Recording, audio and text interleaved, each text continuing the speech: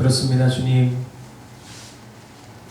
주 예수 밖에는 우리에게 그 어떤 소망도, 그 어떤 기쁨도, 그 어떤 즐거움도 없음을 이 시간 우리가 함께 주님 앞에 찬양으로 올려드렸습니다.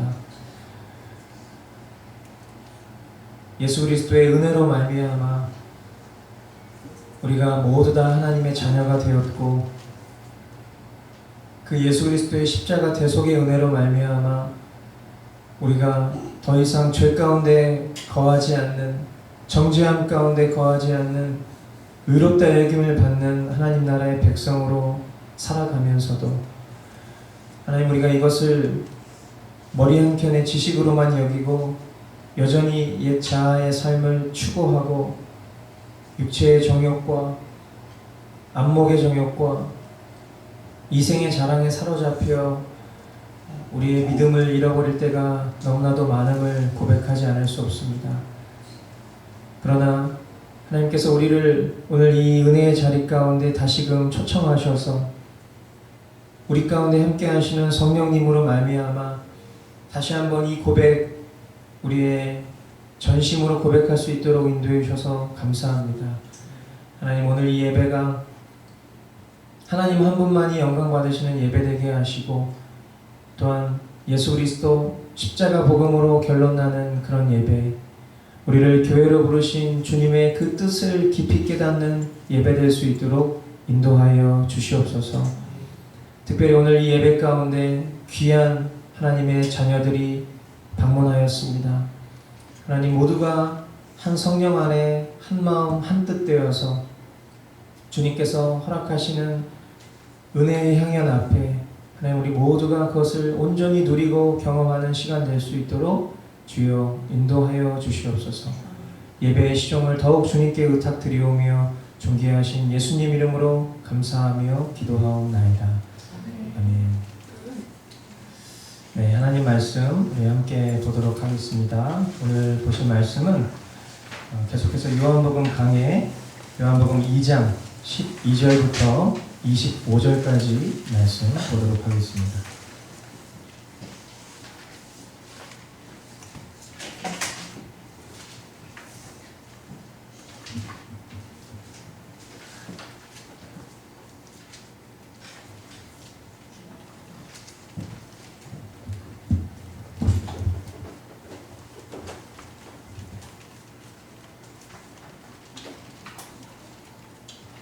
요한복음 2장 12절부터 25절까지 말씀, 우리 한 절 한 절 교독으로 말씀 보시고 마지막 25절 합독으로 함께 보도록 하겠습니다.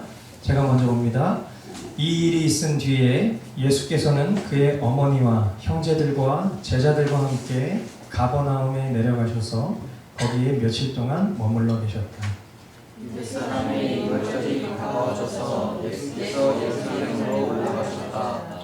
그는 성전뜰에서 소와 양과 비둘기를 파는 사람들과 돈 바꾸어 주는 사람들이 앉아 있는 것을 보시고 녹두팀을 가져와 소와 함께 그들을 모두 성전에서 내쫓으시고 돈 바꾸어 주는 사람들의 돈을 쏟아부으시고 사람을 불러 부셨다. 비둘기 파는 사람들에게는 이것을 걷어 치워라, 내 아버지의 집을 장사하는 집으로 만들지 말아라 하고 말씀하셨다. 제자들은 주님의 집을 생각하는 여전히 나를 소수하고자 하고 기록한 성경 말씀을 기억하였다.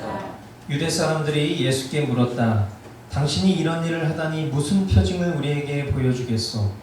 예수께서 그들에게 말씀하셨다. 이 성전을 허물어라. 그러면 내가 사흘 만에 다시 세우겠다. 그러자 유대 사람들이 말하였다. 이 성전을 짓는 데에 46해나 걸렸는데 이것을 사흘 만에 세우겠다고요?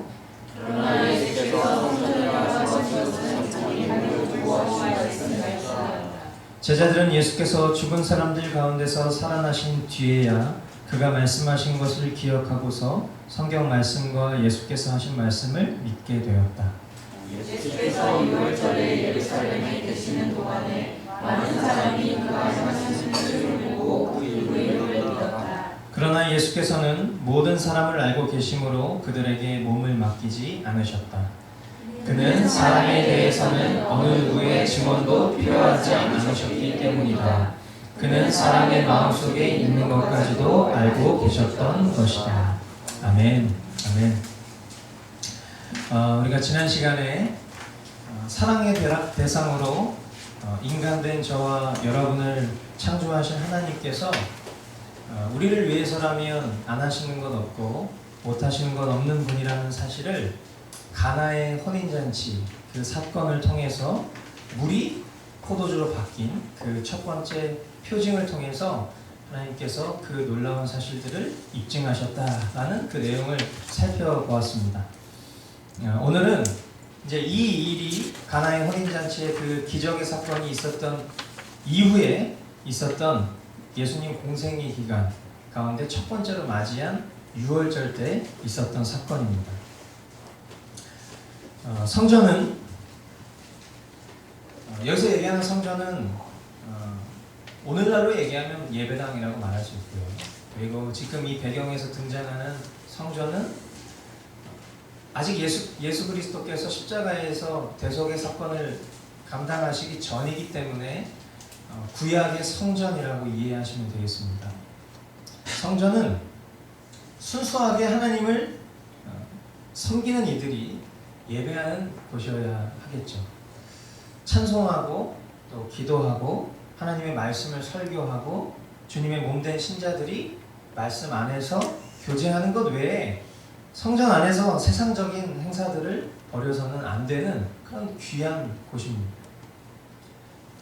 더 나아가 사람들의 어떤 종교성을 이용해서 성전 내에서 돈벌이를 하는 행위는 하나님 앞에서 매우 가증한 행위가 아닐 수 없겠죠. 예수님께서 너희의 재물이 있는 곳에 너희의 마음도 있을 것이다. 누가복음 12장에 이런 말씀을 하셨습니다. 이렇게 주님이 말씀하시기까지 우리 마음은 늘 하나님 대신에 돈을 사랑하고 세상을 사랑하는 것에 참 약한 그런 존재들이죠. 예수님께서는 하나님의 성전이 이렇게 장사하는 집이 되어버린 것에 대해서 크게 분노하시는 모습을 보여주세요.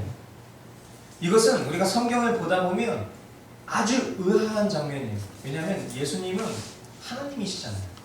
근데 그 하나님이신 예수님이 분노하시는 유일한 장면이 바로 이 사건이거든요. 그렇기 때문에 이 사건은 이 안에 담겨져 있는 중요한 의미가 있다라는 것을 우리는 살펴보아야 하는 것입니다.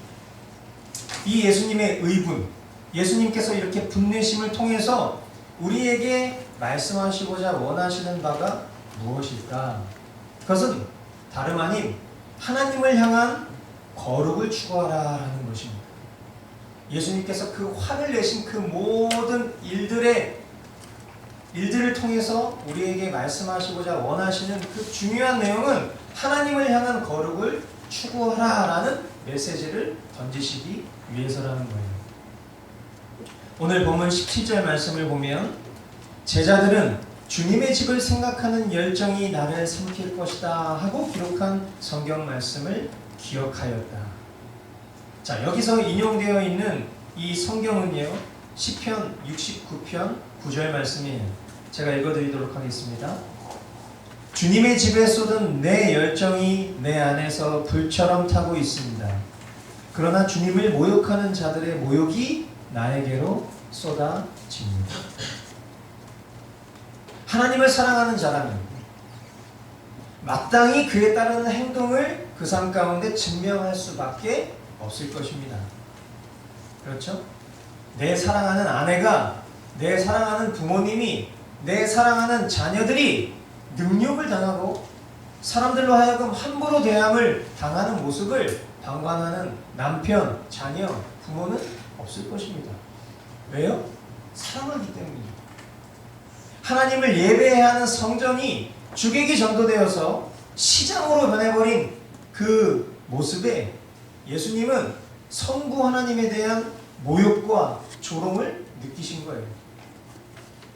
연약한 인간들을 향해서 하나님을 사랑하고 구별되게 행하고자 원하시는 예수 그리스도의 그 의분을 드러내신 것입니다.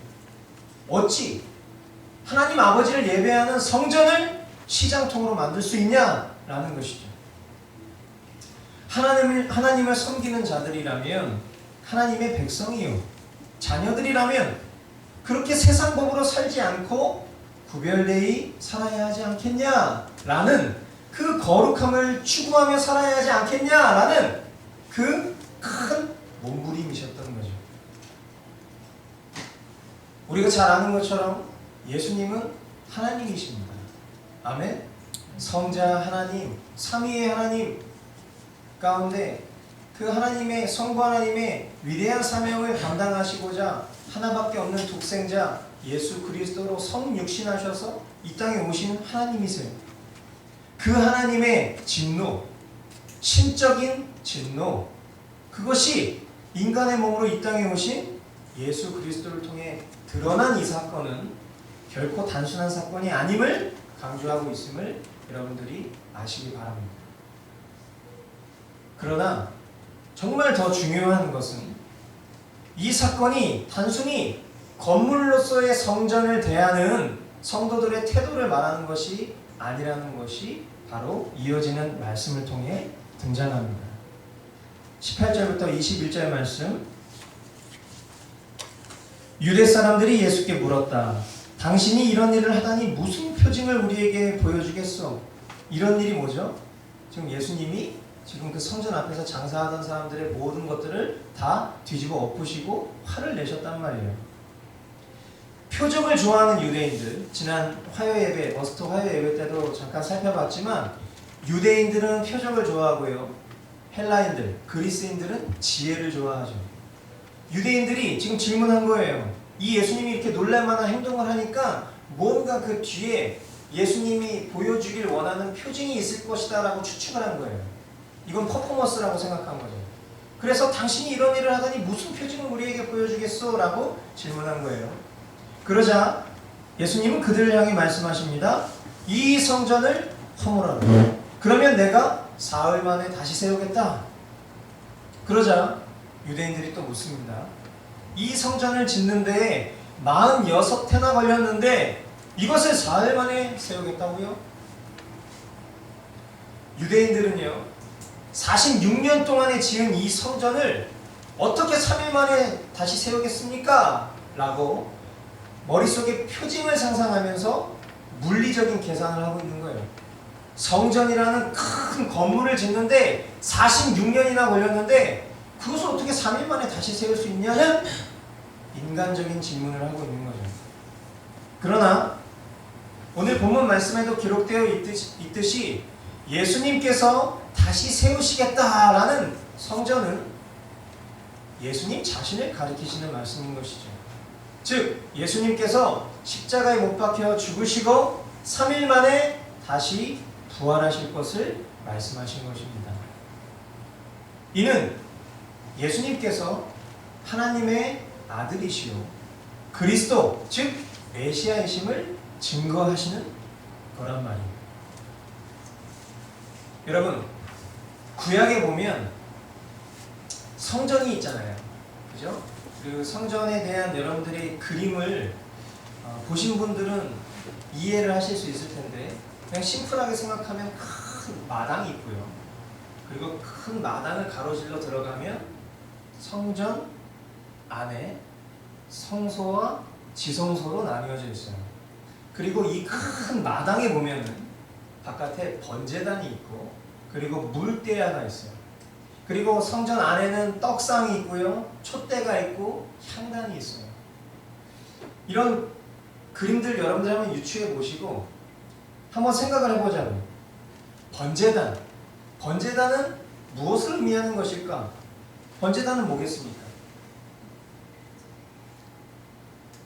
예수 그리스도의 십자가 죽음과 대속을 상징하는 것이겠죠. 왜냐하면 구약의 모든 것들은 오실 메시아 예수 그리스도를 예표하는 모든 것들이거든요. 그림자 같은 거예요.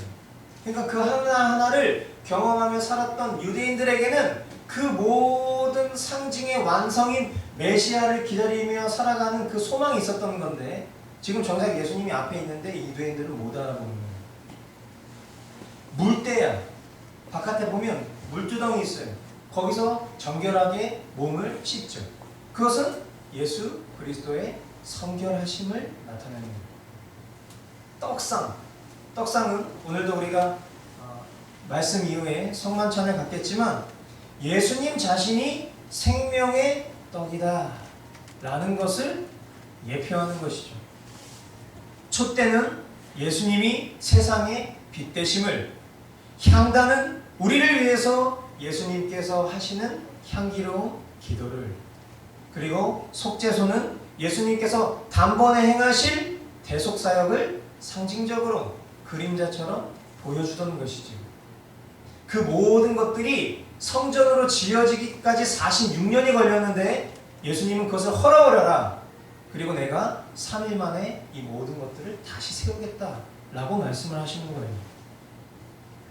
비록 우리는 이 모든 상징들을 여러 말씀과 완성된 66권의 성경을 통해 깨달을 수 있는 지혜가 있지만 메시아를 지금 눈앞에 두고도 말씀을 제대로 알지 못하는 유대인들에게는 그 영적인 눈이 가려져서 보지 못하는 안타까운 모습을 우리가 보고 있는 것입니다. 여러분, 저와 여러분들은 이 시대를 살지 않았지만 이 모든 것들을 이미 알고 있고, 그리고 그것을 완성하신 예수 그리스도를 주님으로, 구원주로 영접한 분들입니다. 아멘? 네, 어떻게 눈으로 보지도 않고 어떻게 우리가 그 모든 것들을 문화적으로 경험하지 않고서 그것을 믿을 수 있겠어요? 그것은 엄청난 하나님의 은혜의 증거인 것이죠. 이처럼 성전은 예수 그리스도의 몸과 그가 이루실 대속사역을 예표하는 것이다. 이것을 여러분들 꼭 기억하실 수 있게 되길 바랍니다. 또한 이제 더 이상 성전은 예수 그리스도로 말미암아 물리적인 건물에 종속될 수 없고 예수님을 믿는 자들의 모임이 우리 이 교회와 같은 의미로 발전됐다라는 사실을 또 기억하셔야 됩니다. 고린도전서 3장 16절 말씀에 보면 여러분은 하나님의 성전이며 하나님의 성령이 여러분 안에 거하신다는 것을 알지 못합니까? 라고 했어요. 우리가 예수 그리스도를 나의 주요 구주로 영접하였을 때 하나님께서는 그 증표로 우리 가운데 그리스도의 영이신 성령을 보내십니다. 아멘? 예, 제가 어저께 제자훈련 할 때도 그런 이야기를 했지만 우리 안에 성령이 계신다는 것을 우리가 어떻게 확인하고 증명할 수 있냐는 거예요. 많은 사람들에게 당신 안에 계신 성령님이 계신 걸 어떻게 증명할 수 있습니까? 라고 질문하면 고민하다가 이야기할 수 있는 것은 느낌 같은 걸 말하는 거죠. 성령님 제 안에 계시는 것 같아요. 제가 기도하는데 막 눈물이 나와요. 이런 느낌 같은 거 말해요. 그러나 그런 느낌 같은 것은 언제든지 상황과 환경에 의해서 변할 수 있는 거예요. 하지만 우리 안에 성령이 계시다라는 확증은 바로 성경 말씀에 기록되어 있는 증언 그대로 우리가 믿음으로 받아들이면 돼요. 뭡니까? 예수님이 나의 주님이십니다 라고 고백하면 그 고백을 받으신 하나님께서 우리에게 성령을 그 증표로 주시겠다라고 약속을 하셨단 말이에요. 그러니까 느낌을 뛰어넘어. 물론 성령님 느낄 수 있어요. 우리가 성령으로 충만하면 말이에요. 하지만 그 느낌보다 더 확실한 보증은 성경에 기록되어 있는 이 말씀이에요. 우리가 예수님을 믿으면 하나님이 그 증표로 성령을 보내시겠다는 거죠. 성전이 성전일 수 있는 것, 그것은 그 가운데 하나님이 계시기 때문에 성전일 수 있는 거죠. 사도 바울이 여러분은 하나님의 성전인 것을 알지 못합니까? 라고 질문했던 것은 하나님이 우리 마음 가운데 계신 것을 여러분 알지 못합니까? 라는 질문과도 같은 것입니다. 아멘? 천지를 창조하신 하나님이 온 우주 만물을 다스리시는 그 하나님이 어찌 우리 인간 가운데 계실 수 있냐고요. 근데 그것이 사실이라는 거예요. 우리 한 사람 한 사람 심령 가운데 저와 여러분이 예수를 우리의 주님으로 고백한다면 우리의 마음 가운데 지금 하나님께서 계십니다. 아멘? 네. 여러분 이것이 우리에게 감격이 돼야 되는데 우리가 명목상 그리스도인으로 변화되면 변화될수록 이 감격은 사라질 거예요. 그러니까 우리가 자칭 그리스도인, 명목상 그리스도인이 되지 않도록 늘 항상 주야로 하나님 말씀을 붙들고 이 말씀이 우리 심령 가운데 내주하시는 그 성령님으로 말미암아 감동될 수 있도록 늘 주님 앞에 그렇게 간구하는 심령이 되어야 하는 것입니다. 아멘? 메마른 심령이 되시면 안 돼요.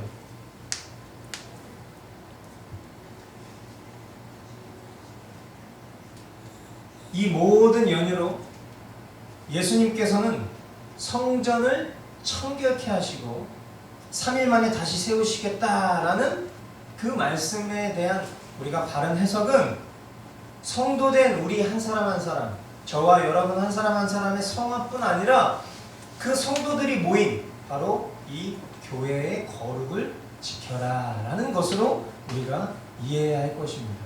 아멘? 성전을 청결하게 해라 라는 것은 물론 이 건물적인 예배당을 깨끗이 하라, 여기서 세상적인 것들을 추구하지 말아라 라는 의미일 수 있겠지만 오늘날 더 중요한 의미는 우리 안에 주님이 계시니까 우리의 심령을 거룩하게 하고 저와 여러분 한 사람 한 사람이 모인 곳이 교회이기 때문에 이 공동체의 거룩을 지켜라 라는 것으로 이해해야 한다는 거예요.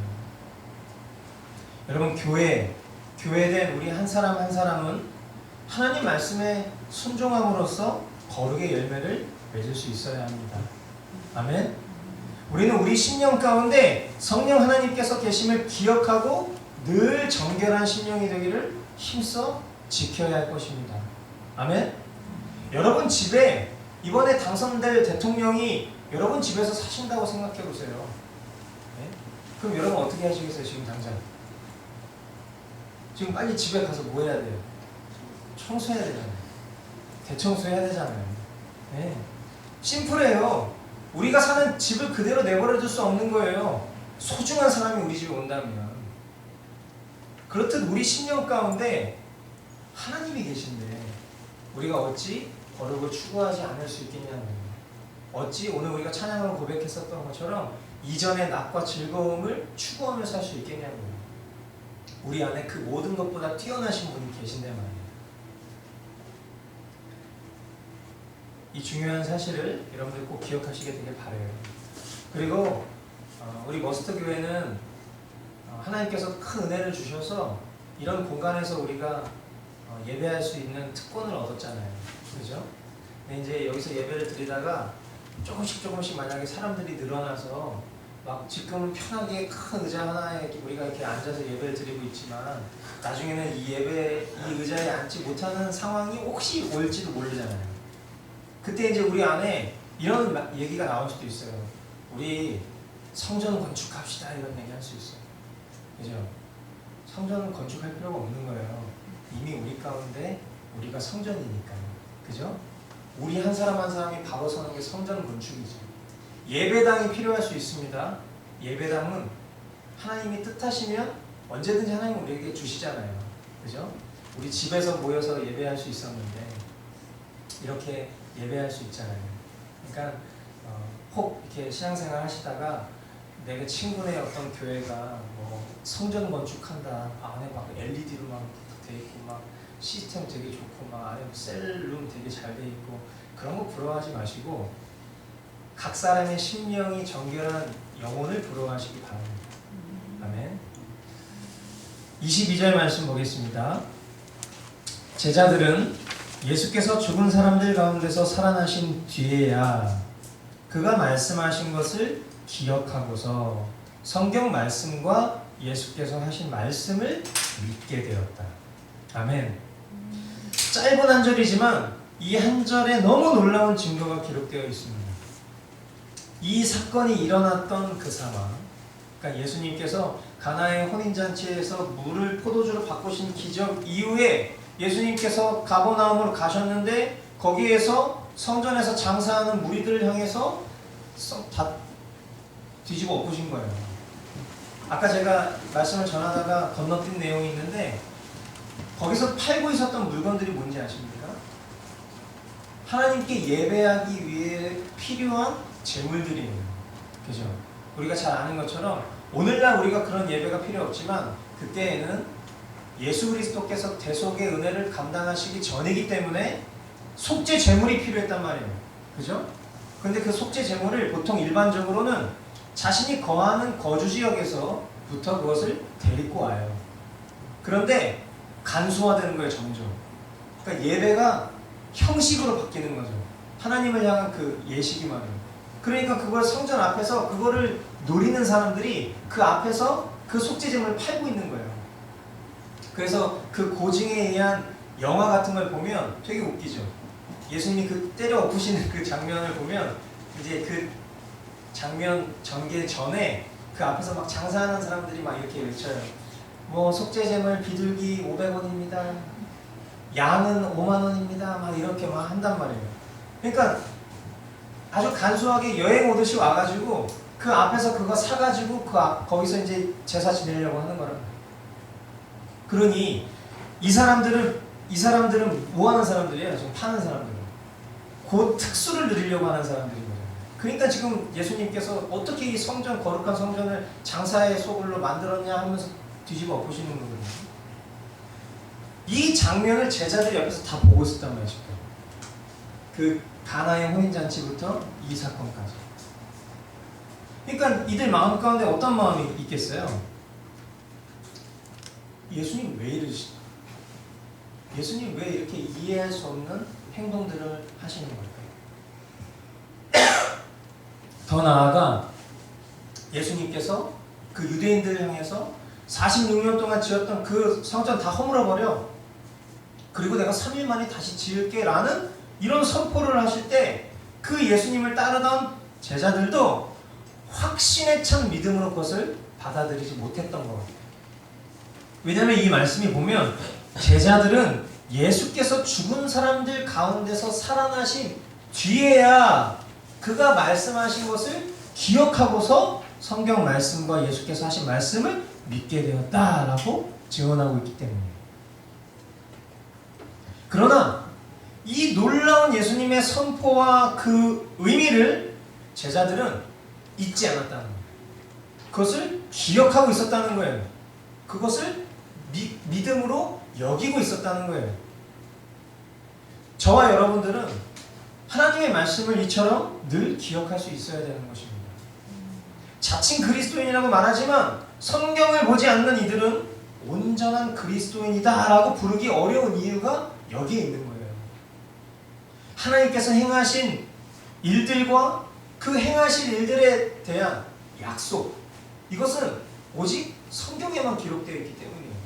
그러니까 우리가 예수님을 따르는 자들이라면, 우리가 그리스도인이라면 우리는 이 예수님께서 우리 가운데 하나님께서 행하신 일들과 앞으로 행하실 약속들에 대한 기록이 담겨있는 유일한 말씀인 성경을 우리가 붙잡고 살아야지만 하나님께서 나의 삶 가운데 행하신 일들을 알 수 있고, 그리고 앞으로 이루어진 일들에 대한 그 약속을 붙들고 살아갈 수 있다는 거예요.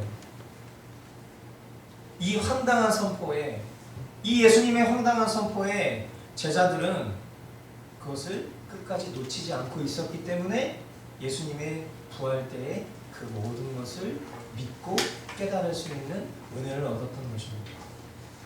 이처럼 저와 여러분들이 늘 항상 하나님의 말씀 가운데 거하여야 우리가 바른 믿음과 그리스도인의 삶을 살아갈 수 있음을 여러분들이 간과하지 마시고 늘 성경 말씀을 우리가 주야로 붙들고 살았으면 좋겠습니다. 아멘. 마지막 23절부터 25절 말씀 우리 같이 한번 읽겠습니다. 예수께서 유월절에 예루살렘에 계시는 동안에 많은 사람이 그가 행하시는 표징을 보고 그 이름을 믿었다. 그러나 예수께서는 모든 사람을 알고 계심으로 그들에게 몸을 맡기지 않으셨다. 그는 사람에 대해서는 어느 누구의 증언도 필요하지 않으셨기 때문이다. 그는 사람의 마음속에 있는 것까지도 알고 계셨던 것이다. 아멘. 여러분, 예수님은 단 한 영혼이라도 예수가 그리스도이심을 믿게 하시기 위해 표징에 약한 유대인들에게 많은 표징을 베푸시면서 그들에게 복음을 증거하셨어요. 여전히 연약한 인간을 위해서라면 안 하시는 것 없고 못 하시는 것 없는 주님이심을 우리가 깨닫습니다. 저와 여러분은 눈앞에 기적 보지 않으셔도 예수님이 우리의 구원자이심을 믿으시지요? 아멘. 예. 그리고 앞으로 살아가는 동안 그 어떤 유혹과 우리 눈앞에 엄청난 환난과 또 우리를 속이는 미혹들이 찾아온다 할지라도 그 믿음 변치 않으실 수 있겠죠? 아멘. 예. 우리의 믿음은 오직 성경을 통해 견고하게 세워져야 함을 여러분 기억합시다. 아멘. 많은 사람들은요 오늘 날에도 표징을 구해요. 눈앞에 어떤 기적이 일어나는 것을 보고 싶어 한다고요. 그리고 어딘가 누군가 어떤 교회에서 병자들이 치유됐다라는 소식을 들으면 나도 한번 가서 이렇게 머리 디밀어 보고 싶은 그런 마음이 생기는 게 연약한 인간이라고요.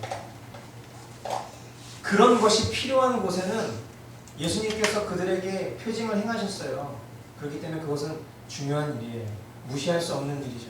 하지만 저와 여러분들은 그 모든 놀라운 사건이 기록되어 있는 살아있는 말씀인 성경을 우리는 믿는 사람들이란 말이에요. 아멘? 그러므로 어떤 기적 행하는 곳에 가셔서 머리 들릴 필요 없어요. 여러분 자신 안에 계신 분이 누구예요? 하나님이시잖아요.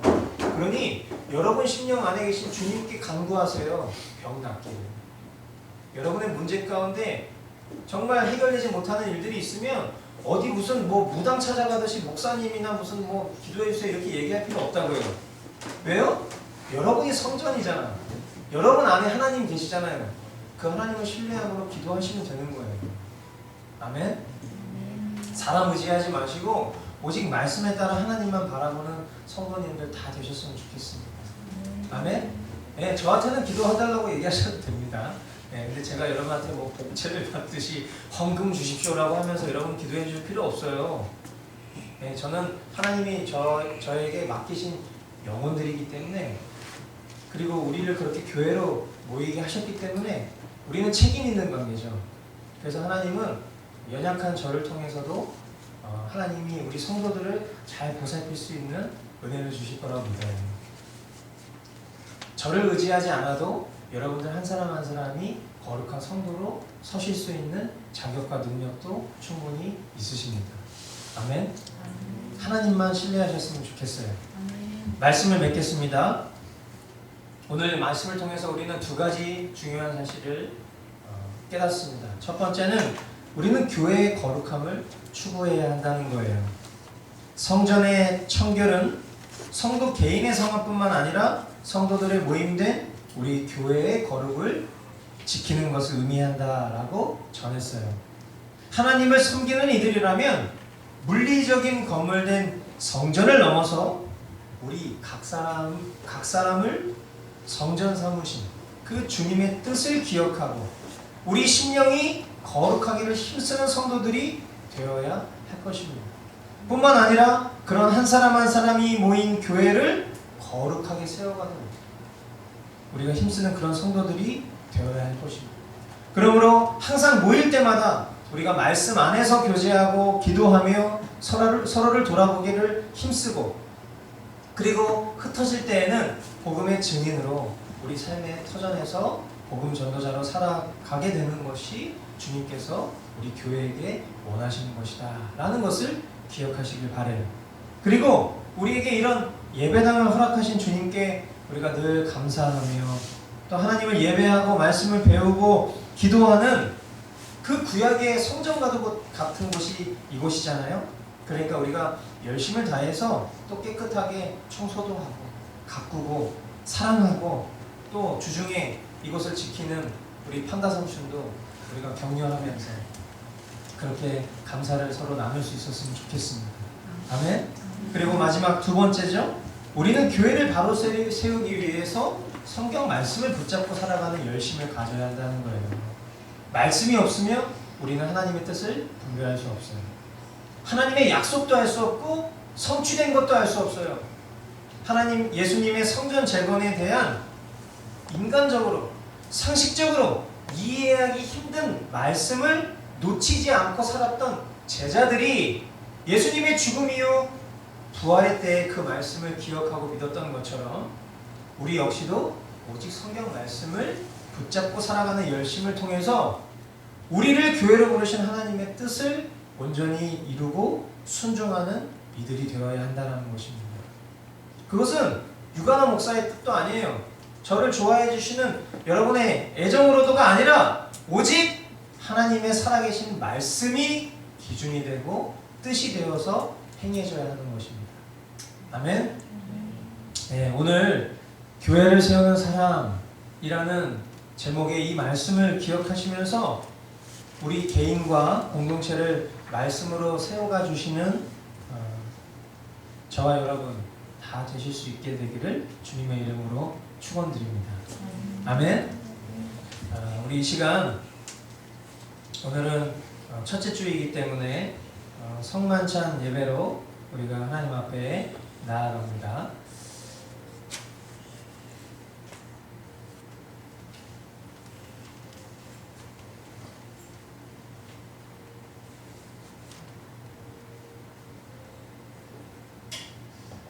성찬 우리가 함께 나누도록 하겠습니다. 먼저 여러분들 성찬으로 초대합니다. 성찬식은 단순히 예수님과 제자들의 만찬을 기념하는 형식적인 예식이 아닙니다. 우리에게 일용할 양식을 주시는 하나님께 대한 감사의 시간이죠. 주님의 십자가의 대속을 우리가 기념하고 이곳에 그 의미를 재현하는 예식이고요. 또한 우리 가운데 내주하시는 그 성령의 임재를 경험하는 기회이기도 합니다. 또한 주님의 몸된 지체들과 함께 떡을 나누며 하나됨을 확인하고 교제하는 시간이기도 하고 또 앞으로 천국에서 있을 그 영원한 잔치를 미리 경험하는 예식이기도 합니다. 이런 의미를 우리가 잘 마음에 새기면서 오늘 성찬에 참여하시기를 바랍니다. 우리 성찬에 앞서서 잠시 기도하도록 하겠습니다. 이 시간 우리가 기도하실 때 회개하는 기도를 먼저 하기를 원해요. 그래서 자신의 심령을 하나님 앞에 정직하게 돌아보시고 그리고 성찬에 참여하기가 꺼려지시는 분은 참여하지 않으셔도 됩니다. 근거되는 말씀은 이렇습니다. 고린도전서 11장 27절부터 32절 말씀. 그러므로 누구든지 합당하지 않게 주님의 빵을 먹거나 주님의 잔을 마시는 사람은 주님의 몸과 피를 범하는 죄를 짓는 것입니다. 그러니 각 사람은 자기를 살펴야 합니다. 그런 다음에 그 빵을 먹고 그 잔을 마셔야 합니다. 몸을 분별함이 없이 먹고 마시는 사람은 자기에게 내릴 심판을 먹고 마시는 것입니다. 이 때문에 여러분 가운데는 몸이 약한 사람과 병든 사람이 많고 죽은 사람도 적지 않습니다. 우리가 스스로 살피면 심판을 받지 않을 것입니다.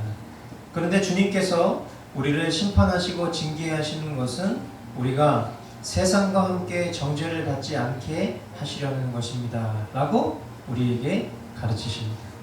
이 시간 잠시 우리가 회개의 기도 그리고 임재하시는 성령님께 간구하는 기도의 시간을 갖도록 하겠습니다. 기도하시겠습니다.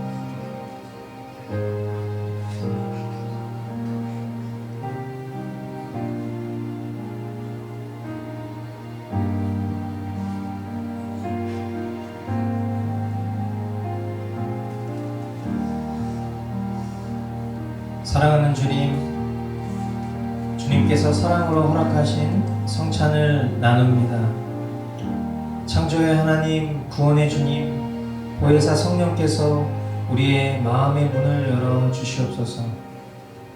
그리스도께서 죽으시고 부활하셨으며 다시 오실 것을 믿으며 이 시간 주님의 몸과 보혈을 함께 나눕니다. 주님께서 지치고 상한 영혼들을 위로하시고 회복과 치유의 기적을 맛보게 하시며 떡과 포도주를 통하여 주님을 만나는 기쁨을 누리게 하옵소서. 성령님의 도우심 가운데 주님의 임재를 경험하는 귀한 시간이 되게 하옵소서. 천국의 잔치와 부활의 기쁨을 누릴 수 있도록 이 시간과 여기 모인 우리 모두를 인도하여 주옵소서. 예수님의 이름으로 기도합니다. 아멘. 예수께서 잡히시던 밤에 떡을 들어 감사를 드린 다음 그것을 떼어 제자들에게 주며 말씀하셨습니다. 이것은 너희를 위하는 내 몸이다. 이것을 행하여 나를 기억하여라. 식사를 마친 후 주님께서는 잔도 이와 같이 하시고서 말씀하셨습니다. 이 잔은 내 피로 세운 새 언약이다. 너희가 마실 때마다 이것을 행하여 나를 기억하여라. 그러므로 여러분이 이 빵을 먹고 이 잔을 마실 때마다 주님의 죽으심을 그가 오실 때까지 선포하는 것입니다. 이제 떡과 포도주를 나누도록 하겠습니다. 앞서 우리가 기도했던 것처럼 말씀 보았던 것처럼 마음의 꺼리낌이 없으신 분 가운데 세례를 받으신 성도분들이 차례대로 앞으로 나오셔서 떡과 포도주를 받으시면 되겠습니다.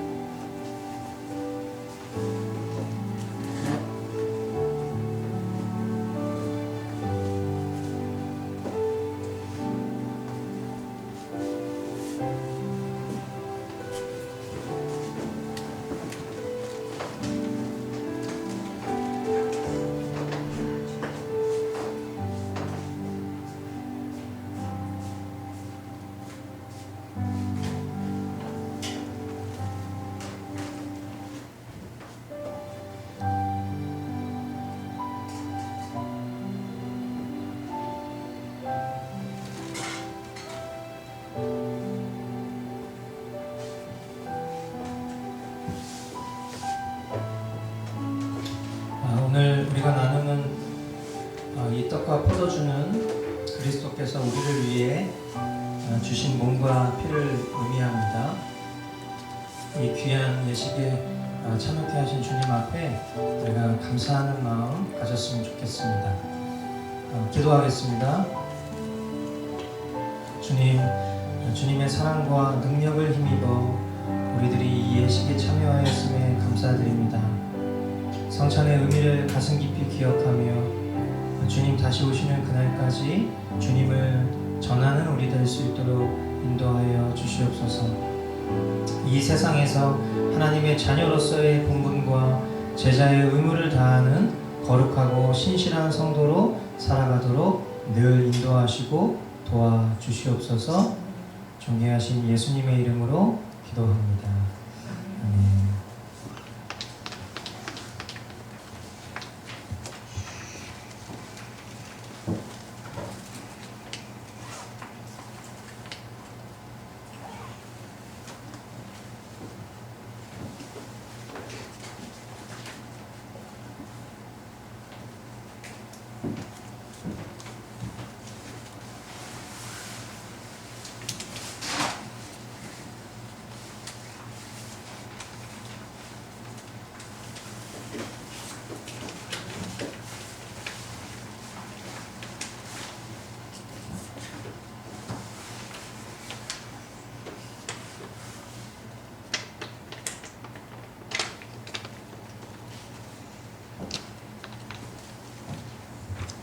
오늘은 조금 순서가 많습니다. 오늘 저희 머스터교회에 등록교인 서약식이 있는 날입니다. 그래서 번호로는 5번째 등록교인입니다. 밤에 잠이 잘 안 올 정도로 설레이고 굉장히 기쁜 주일을 기다렸는데 오늘 5번째 등록교인 서약식의 그 주인공을 이 자리에 모시도록 하겠습니다. 김지현 자매님 앞으로 나와주시면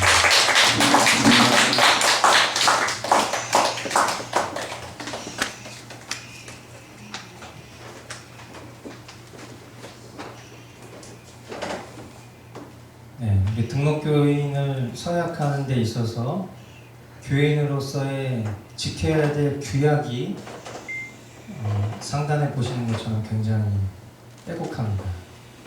이것은 제가 인간적으로 지은 규약이 아니고 성경 말씀에 기록되어 있는 성도된 본분과 도리에 대한 내용입니다.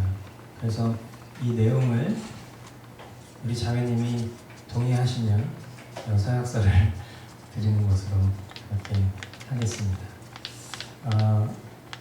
우리가 매번 서약을 앞으로 할 때마다 이 자리에 계신 분들 중에는 이 동일한 서약을 하신 분들이 있을 거예요. 그것을 다소 길지만 다시 한번 우리가 이것을 낭독할 때마다 여러분들이 처음 서약하셨었던 그때의 기억과 약속들을 떠올리실 수 있게 되기를 바라고, 그리고 새롭게 가족이 되는 지체들 한 사람 한 사람이 우리 가운데 늘어날 때마다 다시 한번 주님이 우리를 교회로 부르신 그 뜻을 우리가 깊이 상고했으면 좋겠습니다. 제가 이 교인 규약을 읽도록 하겠습니다. 머스터교회 교인 규약 1. 교인 생활 수칙. 머스터교회 예배는 전통 속의 시대적 변화를 중시합니다. 주일 예배는 다수의 성도보다는 구도자에게보다 초점을 맞추고자 합니다. 전통 예배 예전을 지키되 음악은 현대 예배 찬양과 구성으로 이루어집니다. 설교는 본문과 주제에서 예수 그리스도 십자가 복음을 나눕니다. 하나님의 사랑과 공의, 그리고 죄와 죄사함, 회개와 은혜, 예수 그리스도의 재림을 정확하게 나누기를 애쓸 것입니다. 머스트 교회는 십자가 복음에 증인된 제자를 세우고 파송하는 교회를 핵심 가치로 삼고 있습니다. 머스트 교회 성도는 매일 말씀과 기도의 시간, 머스트 라이프를 통해 성경을 정독하고 하나님의 나라와 의를 위한 기도로 신앙 성숙에 힘씁니다. 또한 배우고 익힌 것을 삶 가운데 전하고 가르치는 일에 게으르지 않습니다. 머스트 교회는 성찬을 중시하는 교회입니다. 매월 첫째 주일에 성찬식을 거행합니다. 성찬은 세례받은 성인 교인만 참여할 수 있습니다. 유아 세례를 받은 청소년은 소정의 교육을 받고 입교식을 치른 이후 성찬에 참여 가능합니다. 성도들은 대화할 때 상호간에 존대하는 것을 원칙으로 합니다. 예를 들어 성도님 혹은 형제자매님 등. 교인들 간의 상행위 및 금전 거래는 항상 주의하여 교회의 덕을 해치지 않도록 합니다. 목양적인 돌봄이 필요한 분은 언제든지 적극적으로 요청하셔야 합니다. 문자나 SNS를 활용하여 상담을 하거나 약속을 잡고 상담 및 면담을 받으실 수 있습니다. 목양의 책임 및 권리는 교역자와 성도 간에 함께 만드는 것입니다. 성도의 경조사와 관련된 예배는 따로 마련하지 않습니다. 그러나 교회가 주관하여 위로 및 축하와 기도의 시간을 가질 수 있으며 이 부분은 교역자와 미리 상의하는 것이 좋습니다. 등록 교인이 되었으나 6개월 이상 무단으로 예배를 불참한 경우에는 회원 자격을 박탈당할 수 있습니다. 성도가 성경의 가르침에 명백히 어긋나는 죄를 범하여 교회의 덕과 질서를 해칠 경우에는 7일을 받게 됩니다. 마태복음 18장의 가르침에 따라 처음에는 교역자가 1대1로 권면하고 두 번째에는 성도 대표가 동행하여 권면합니다. 마지막에는 회중에게 선포하여 죄를 범한 성도가 회개하고 돌아올 수 있도록 합니다. 7위에는 수찬정지와 출교가 있습니다. 7위 중인 경우 교회의 여러 결정에 참여할 수 없습니다. 주일에 출타할 경우에는 교역자에게 미리 알리는 것을 원칙으로 합니다. 출타한 지역에서 건강한 교회를 찾아 예배하는 노력을 아끼지 않으며 그렇지 못할 때에는 교역자의 지도를 받아 주중 신방 예배나 가정 경건회를 갖도록 합니다. 성도는 교역자를 위해 기도하며 사랑하고 존경하기에 힘쓰도록 합니다. 교역자도 마찬가지로 성도들을 바르게 말씀으로 지도하며 사랑하고 섬기기를 게을리하지 않아야 합니다. 2. 신앙 고백과 모임 안내. 머스트 교회는 하이델베르크 유리 문답과 웨스트민스터 대소유리 문답 및 도르트 신경과 웨스트민스터 신앙 고백 등을 중시합니다. 머스트 교회 성도는 주일 오전 11시 공동체 예배를 통해 은혜의 복음 설교를 들으며 이어지는 주일 오후에 신앙 고백과 유리 문답 교육을 받습니다. 또한 성도 간의 소그룹 모임을 통해 배우고 들은 말씀을 삶 가운데 실천하며 복음의 증인으로 파송받는 시간을 가집니다. 1대1 제자훈련을 통해 성도 개개인의 믿음의 동력을 얻고 머스트 교회의 가치관을 이해하고자 노력해야 합니다. 3. 장례. 등록교회의 장례는 가족과 상의하여 머스트 교회가 그 예식을 주관합니다. 교인 가족의 장례 주관을 교회에 부탁할 경우에는 당회가 임종한 분의 신앙 고백 등을 확인한 후 결정합니다. 4. 결혼. 기독교 예식으로 결혼을 하기를 원한다면 신랑과 신부 모두가 신앙 고백이 분명한 성도여야 하며 둘 중 한 명이 머스트 교회 등록 교인이어야 합니다. 교역자에게 주례를 부탁할 경우에는 결혼식 순서를 결정할 때 지도를 받아야 합니다. 5. 헌상. 성도는 즐거움과 자원하는 마음으로 봉헌합니다. 성도의 모든 헌금은 감사의 드림이어야 합니다. 머스트 교회는 성경의 가르침에 따라 소득의 11조를 드릴 것을 권합니다. 그러나 이는 교인 스스로 양심껏 하나님 앞에서 결정할 문제입니다. 신자는 근검절약해야 하며 이 세상의 가치관 대신 성경적인 가치관을 쫓아 살아야 합니다. 6. 직분 임명. 머스트 교회는 목사, 장로, 집사의 직분을 인정합니다. 장로는 집사 직분을 받은 지 5년이 경과된 35세 이상의 무음한 남자 성도가 될 수 있으며 성도 대표회의의 추천을 받아 회중들로부터 3분의 2 이상의 지지를 받아 선출됩니다. 집사는 세례받은 지 1년이 경과된 28세 이상의 무음한 성도가 될 수 있으며 성도 대표회의 추천을 받아 회중들로부터 3분의 2 이상의 지지를 받아 선출됩니다. 이후 순회선교단에서 진행하는 복음학교 수료를 마치면 최종 임명됩니다. 다른 교회에서 집사나 장로를 임직받은 이들은 흠없이 1년을 경과한 후에 피택될 수 있습니다. 이 역시 1년 내에 순회선교단에서 진행하는 복음학교 수료를 마쳐야 합니다. 네, 긴 내용 여러분들 함께 경청해 주셔서 감사합니다. 자, 등록교인 서약서. 명시된 머스트 교회 교인 규약에 기록된 모든 내용에 대해 전적으로 동의하며 이를 따르기로 서약하시죠? 네. 대답을 하셨습니다. 네.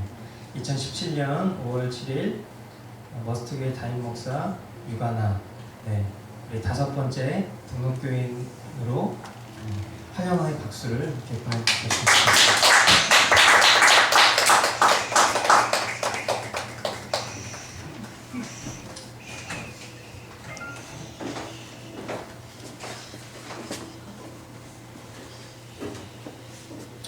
네, 이 시간 우리 하나님 앞에 봉헌하는 시간 갖도록 하겠습니다.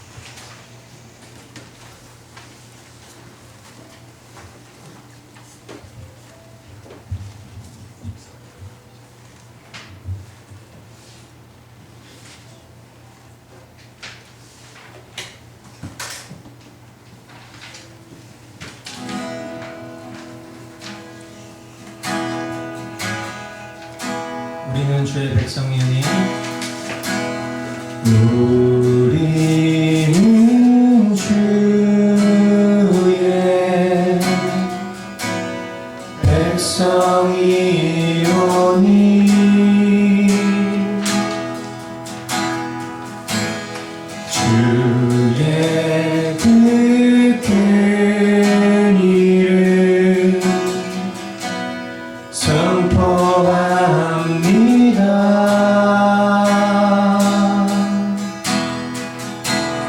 이곳 어두운 세상에 빛으로 부르셨네. 주의 얼굴 부하되 역사하소서.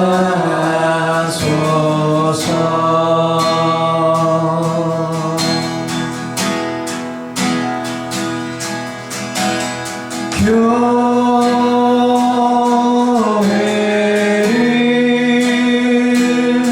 세우시고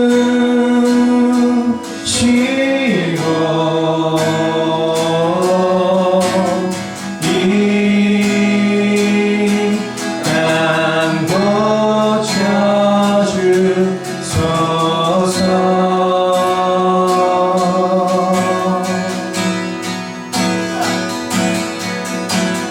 주님 나라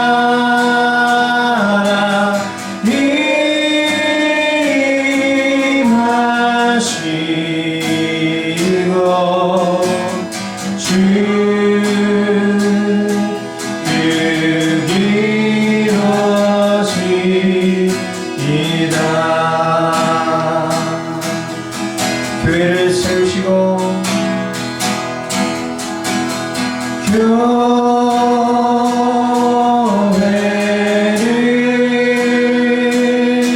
세우시고 이 땅 고쳐주소서.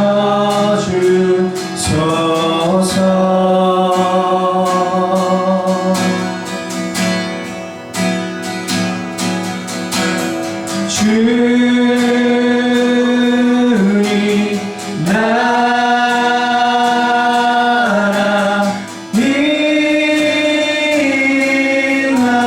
임하시고 주 뜻 이루어지이다.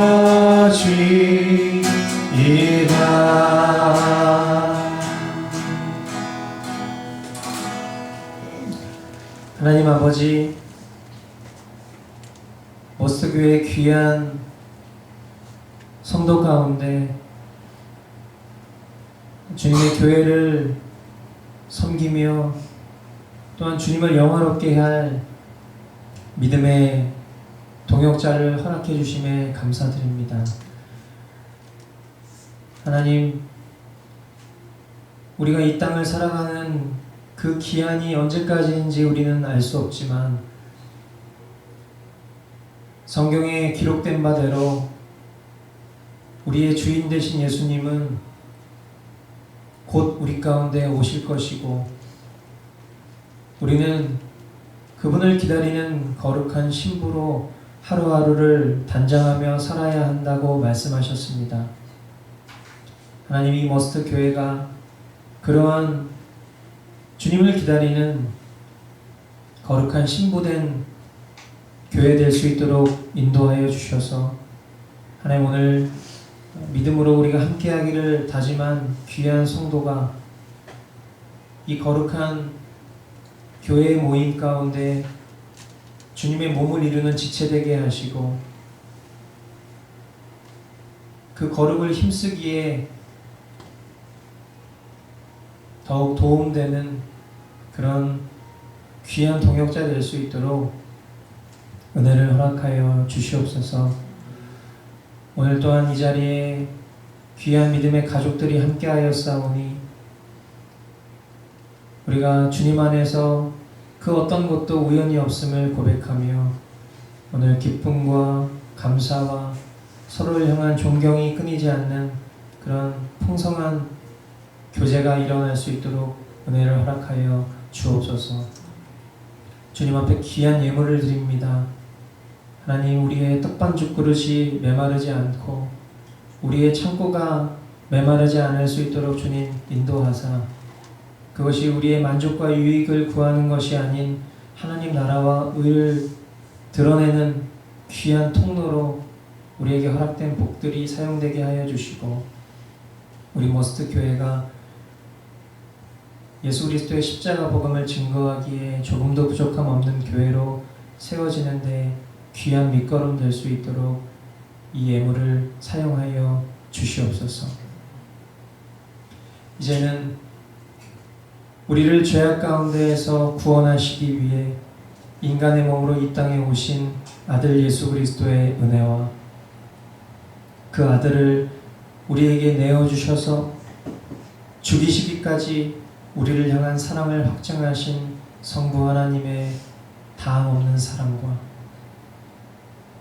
지금 이 순간에도 우리의 심령 가운데 내주 교통 역사하신 성령님의 위로가 오늘 주님의 몸된 교회로 우리를 부르셔서 그렇게 이 교회를 세워가기를 원하시는 고개 숙인 우리 성도들 머리머리 위에 이 나라, 이 민족, 세계 열방 가운데 이제로부터 영원까지 함께 있을지어다.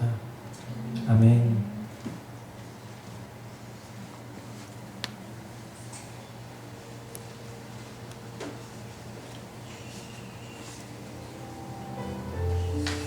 네, 예배를 마쳤습니다.